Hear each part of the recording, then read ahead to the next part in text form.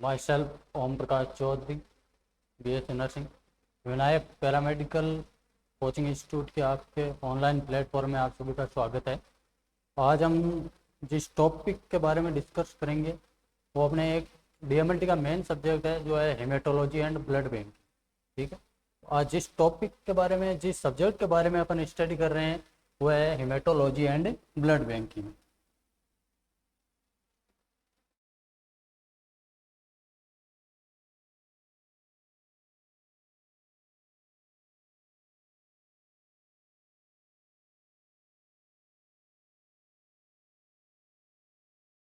तो देखो, वैसे सभी को पता ही है कि हेमेटोलॉजी होती है। तो हेमेटोलॉजी के अंतर्गत अपन क्या करते हैं, जो भी अपने बॉडी के अंदर एक लिक्विड पाया जाता है जिसको अपन बोलते हैं ब्लड, और ब्लड की जो कंप्लीट जो स्टडी की जाती है वो अपने हेमेटोलॉजी के अंतर्गत की जाती है। ठीक है, तो हेमेटोलॉजी जो वर्ड है, हेमेटोलॉजी वर्ड दो वर्ड से मिलकर बना है। ठीक है, फर्स्ट होता है हेमेटो और दूसरा वर्ड है वो है अपने लॉजी। तो हेमेटोलॉजी वर्ड है वो टू वर्ड से मिलके बना हुआ है। ठीक है, तो हेमेटोलॉजी वर्ड है तो हेमेटो का मतलब क्या होता है, ब्लड होता है, और जो लॉजी वर्ड है तो लॉजी वर्ड का जो मतलब होता है वो होता है स्टडी।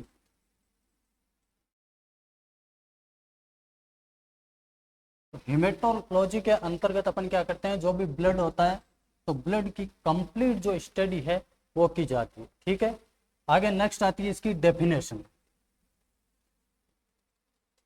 डेफिनेशन की यदि अपन बात करें तो हेमेटोलॉजी मेडिकल साइंस की वह ब्रांच है जिसके अंतर्गत अपन क्या करते हैं, जो भी ब्लड होता है, ठीक है, ब्लड होता है, ब्लड की जो भी प्रॉपर्टीज होती है, ब्लड की जो भी प्रॉपर्टीज है, नेचर ऑफ द ब्लड, यानी कि ब्लड है, ब्लड का क्या नेचर है उसकी स्टडी करते हैं। फंक्शन ऑफ द ब्लड, यानी कि जो भी ब्लड है, ब्लड का अपनी बॉडी है, बॉडी के अंदर क्या फंक्शन है उसकी स्टडी अपन करते हैं। साथ में जो भी ब्लड से रिलेटेड जो भी डिसऑर्डर होते हैं, यानी कि ब्लड रिलेटेड जो भी डिसऑर्डर है उनकी सभी की स्टडी है वो अपने किसके अंतर्गत की जाती है, हेमेटोलॉजी के अंतर्गत की जाती है। ठीक है, तो हेमेटोलॉजी क्या हो गई, हेमेटोलॉजी मेडिकल साइंस की वह ब्रांच है जिसके अंतर्गत अपन जो भी ब्लड है, ब्लड की जो भी प्रॉपर्टीज होती है, ब्लड का जो भी नेचर होता है, ब्लड के जो भी फंक्शंस होते हैं और ब्लड से रिलेटेड जो भी डिसऑर्डर होते हैं उनकी सब की जो स्टडी करते हैं वो अपन किसके अंतर्गत करते हैं, हेमेटोलॉजी के अंतर्गत करते हैं। ठीक है, नेक्स्ट एक साइंटिस्ट थे जिनका नाम था विलियम हेवसन। विलियम जो हेवसन है, विलियम हेवसन को फादर ऑफ द हेमेटोलॉजी के नाम से जाना जाता है। ठीक है, यानी कि पूछ लिए एग्जाम में कभी कभार क्वेश्चन आ जाता है the father of the haematology, यानी कि हेमेटोलॉजी के फादर कौन है, तो विलियम हेवसन है। विलियम हेवसन को फादर ऑफ द हेमेटोलॉजी के नाम से जाना जाता है। ठीक है, नेक्स्ट अब क्या होता है कि जो भी हेमेटोलॉजी है तो हेमेटोलॉजी के अंतर्गत अपन क्या करते हैं, जो भी ब्लड होता है, ठीक है, तो कंप्लीट ब्लड की अपन क्या करते हैं, स्टडी करते हैं। तो ब्लड है, ब्लड की क्या क्या प्रॉपर्टीज होती है। ठीक है, तो फर्स्ट चीज आती है ब्लड, यानी कि ब्लड होता क्या। ठीक है, तो ब्लड क्या होता है, ब्लड अपनी बॉडी का ही एक जो अपने बॉडी है, बॉडी के अंदर क्या होता है, कनेक्टिव टिश्यू होता है। ठीक है, यानी कि ब्लड क्या है, ब्लड बॉडी के अंदर पाया जाने वाला एक लिक्विड कनेक्टिव टिश्यू होता है, लिक्विड कनेक्टिव टिश्यू। ब्लड क्या होता है, ब्लड क्या होता है, एक लिक्विड कनेक्टिव टिश्यू होता है। ठीक है, यानी कि ब्लड की यदि अपन बात करते हैं तो अपनी बॉडी होती है, ह्यूमन बॉडी होती है, ह्यूमन बॉडी की सबसे जो स्मॉलेस्ट जो यूनिट होती है वो क्या कहलाती है, सेल कहलाती है। ठीक है, और बहुत सारी जो सेल्स होती है, सेल्स आपस में मिलके किसका निर्माण करती है, टिश्यू का निर्माण करती है, जिसको अपन क्या बोलते हैं, ऊतक बोलते हैं। जो सेल है, सेल को अपन बोलते हैं कोशिका। तो कोशिका क्या होती है, ह्यूमन बॉडी है, ह्यूमन बॉडी की सबसे स्मॉलेस्ट यूनिट होती है, यानी कि अपनी जो बॉडी है, बॉडी की जो संरचनात्मक और जो क्रियात्मक जो इकाई होती है वो अपने क्या कहलाती है, सेल कहलाती है। ठीक है, तो जो भी अपने बॉडी है, बॉडी के अंदर जो सेल है, सेल मिलके किसका निर्माण करती है, टिश्यू का निर्माण करती है। ठीक है, टिश्यू है, टिश्यू आगे जाके मिलेंगे और मिलके किसका निर्माण करेंगे, अपने ऑर्गन का निर्माण कर देंगे। ठीक है, बहुत सारे जो ऑर्गन्स होते हैं, ऑर्गन आपस में मिलके एक सिस्टम का निर्माण करते हैं, तो ऑर्गन सारे एक साथ मिलेंगे, मिलके क्या करते हैं, जो अपनी बॉडी है, बॉडी का क्या बनाते हैं, सिस्टम बनाते हैं। यानी कि सेम जो अपने संरचना वाले जो ऊतक है, सेम संरचना वाले टिश्यू है, सेम फंक्शंस वाले जो टिश्यू है, वो मिलके किसका निर्माण करेंगे, ऑर्गन का। ठीक है। और जो ऑर्गन होते हैं, ऑर्गन की जो साइज होती है, वो ये साइज और जो शेप होती है, वो इनकी जो स्ट्रक्चर वगैरह है, वो सारी क्या होती है, डिफरेंट होती है। तो सेम फंक्शन करने वाले, यानी कि एक जो सिस्टम होगा, उस सिस्टम के अंदर जो भी ऑर्गन जो शामिल होंगे, उनका जो फंक्शन होता है वो सबका क्या होता है, सेम होता है। ठीक है। तो ऑर्गन है, ऑर्गन मिलके किसका निर्माण करते हैं, सिस्टम का। और बॉडी के अंदर जो सिस्टम है, सिस्टम मिलके अपनी जो बॉडी है, बॉडी का क्या करते हैं, निर्माण करते हैं। ठीक है। तो ब्लड होता है, तो ब्लड क्या होता है, ब्लड एक प्रकार का क्या होता है, लिक्विड कनेक्टिव टिश्यू होता है, यानी कि तरल संयोजी ऊतक इसको बोला जाता है। ठीक है। नेक्स्ट देखो, अपने जो ब्लड होता है, ब्लड को अपन कंसिडर करते हैं। ठीक है। ब्लड इज कंसिडर, यानी कि इसको माना जाता है फ्लूइड ऑफ द लाइफ,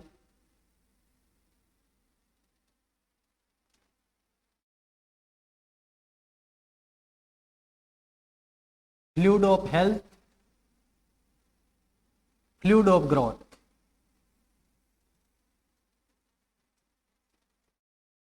लेकिन जो ब्लड होता है, ब्लड को अपन क्या बोलते हैं, फ्लूइड ऑफ द लाइफ, इनको कंसिडर करते हैं, यानी कि मानते हैं। ठीक है। फ्लूइड ऑफ द लाइफ, यानी कि इसको जिंदगी का फ्लूइड माना जाता है। यानी कि क्यों बोलते हैं, क्योंकि ये क्या करता है, जो भी अपनी बॉडी है, बॉडी के अंदर जब भी अपन श्वसन क्रिया करते हैं, तो श्वसन क्रिया के दौरान अपन क्या करते हैं, जो ऑक्सीजन होती है, O2 होती है, O2 को अपन क्या करते हैं, अंदर इनहेल करते हैं।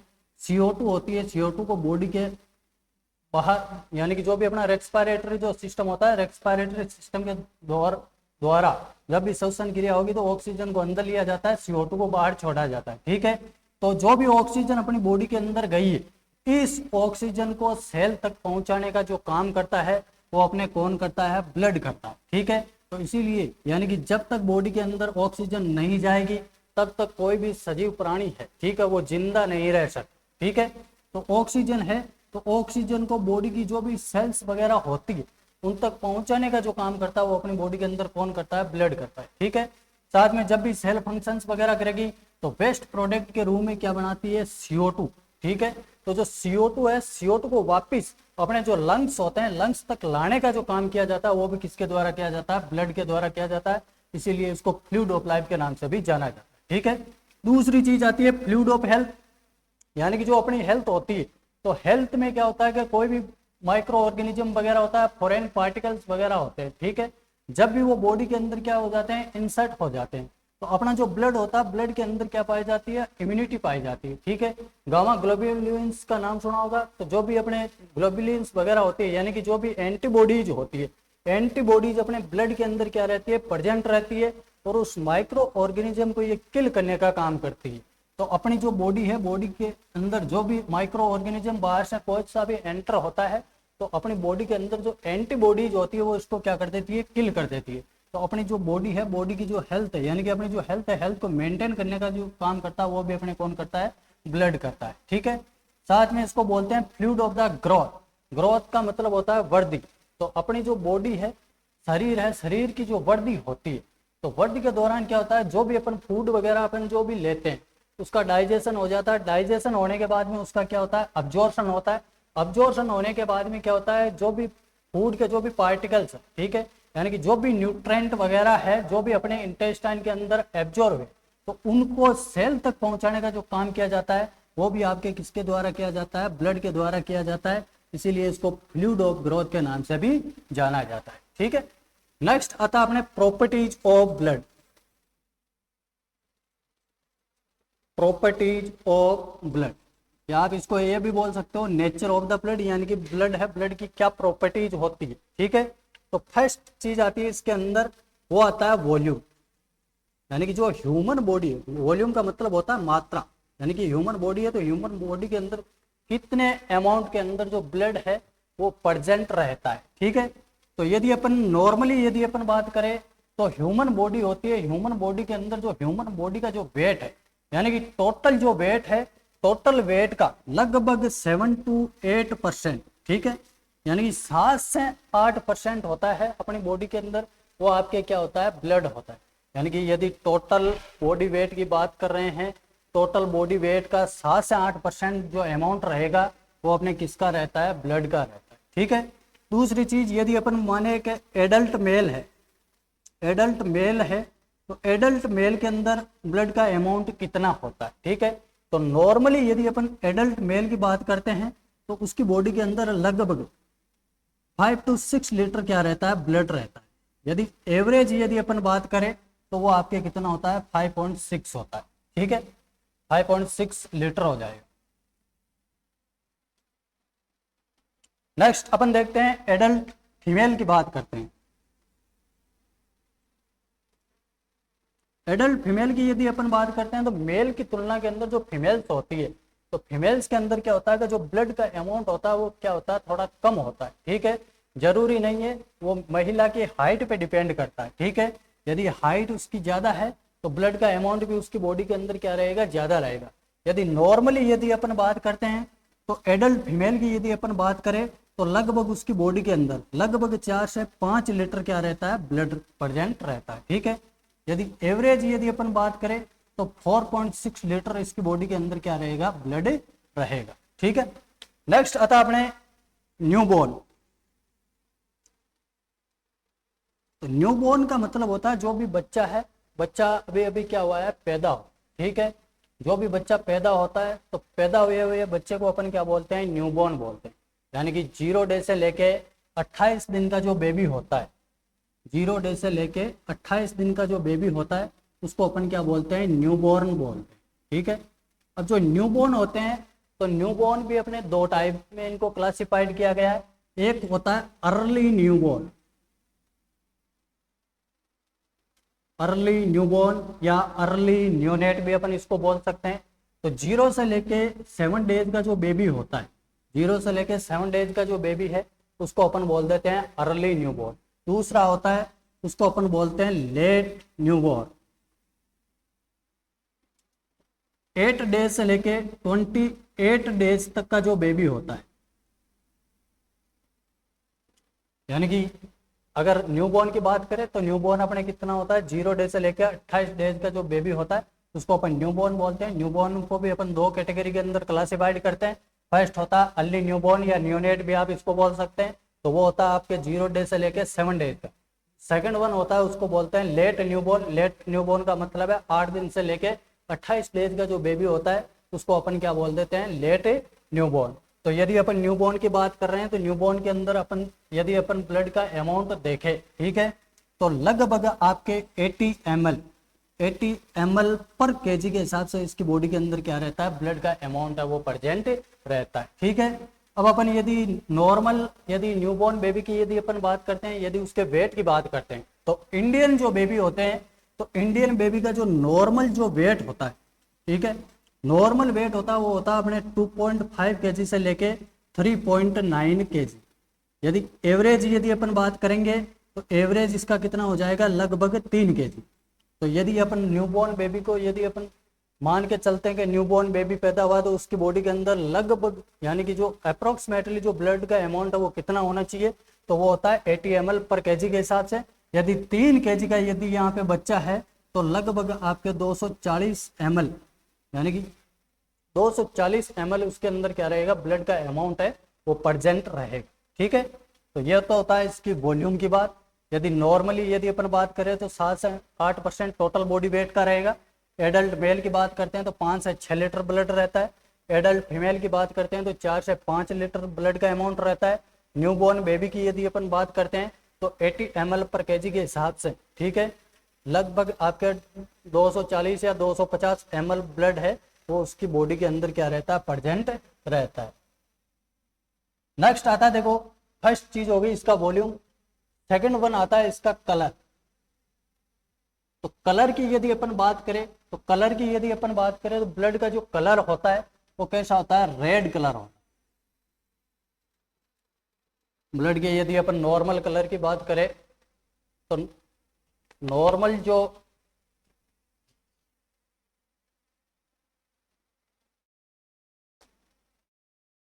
एक मिनट,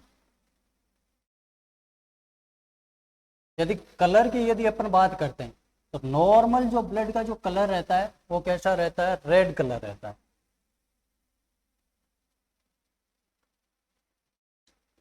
देखो दो चीजें होती है, एक होती है आर्टरी,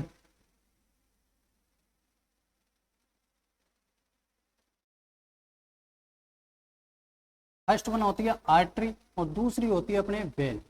ये होती है अपनी बॉडी के अंदर ब्लड वेसल्स, ठीक है। यदि अपन आर्टरी की बात करते हैं तो आर्टरी का जो काम होता है, आर्टरी का काम होता है जो भी हार्ट है, हार्ट ने ब्लड को क्या किया, पंप किया, ठीक है। हार्ट जब भी ब्लड को पंप करेगा तो पंप करने के दौरान क्या होता है कि जैसे हार्ट ने ब्लड को पंप कर दिया तो बॉडी की जो भी सेल्स वगैरह है, बॉडी के जो भी ऑर्गन्स होते हैं, बॉडी के जो भी टिश्यू होते हैं, उन तक जो भी अपने जो ऑक्सीजन वगैरह है उनको ले जाने का काम, ठीक है, ब्लड कर रहा था। अब ब्लड को ले जाने का जो काम कर रही है वो कौन करती है, आर्टरी करती है, ठीक है। तो आर्टरी के अंदर क्या है कि जो भी ब्लड अपने जो हार्ट है, हार्ट से निकल के गया है, ठीक है, तो उसके अंदर क्या होती है, ऑक्सीजन का जो अमाउंट होता है वो क्या रहता है, ज्यादा रहता है, ठीक है। यानी कि इस ब्लड को अपन कौन सा बोलते हैं, ऑक्सीजनेटेड ब्लड बोलते हैं, ऑक्सीजनेटेड ब्लड इसको बोला जाता है। तो ऑक्सीजनेटेड जो ब्लड होता है तो इसका जो कलर की यदि अपन बात करते हैं तो इसका जो कलर होता है वो कैसा होता है, स्कारलेट रेड होता है, यानी कि चमकीला लाल रंग, ठीक है। दूसरी चीज होती है जो होती है वेन। तो वेन का काम क्या होता है, जो भी अपनी जो भी सेल्स वगैरह होती है, ठीक है, वहां से वापस ब्लड को हार्ट में लाने का काम करती है, वो आपके कौन करती है, वेन करती है, ठीक है। तो वेन की यदि अपन बात करें तो इस ब्लड के अंदर क्या होता है, जो CO2 होती है, कार्बन डाइऑक्साइड होती है, तो इसका अमाउंट क्या होता है, ज्यादा होता है। तो इसको अपन बोलते हैं डीऑक्सीजनेटेड ब्लड, डीऑक्सीजनेटेड ब्लड। तो डीऑक्सीजनेटेड ब्लड है यानी कि ब्लड के अंदर क्या हो गया है कि जो CO2 है, तो CO2 का लेवल क्या है, थोड़ा ज्यादा है, उसकी वजह से इसका जो कलर होता है वो कैसा होता है, पर्पल रेड कलर होता है।